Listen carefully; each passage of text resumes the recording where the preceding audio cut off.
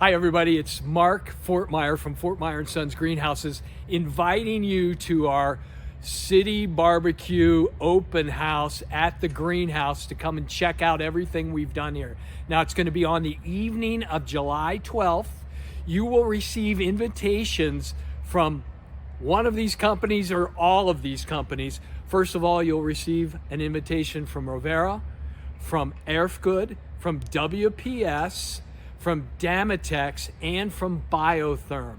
So they're all represented in this facility. You can see everything they've done here and really get a good firsthand look at what they have put together in this project. But also, you're going to be able to enjoy a nice evening of really great barbecue from City Barbecue.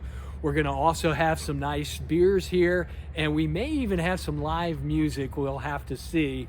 But it's going to be a great evening, but you need to reserve your place. So when you get an invitation, respond to it right away so we know how much barbecue and how many beers we need to have for this nice open house for you guys to enjoy.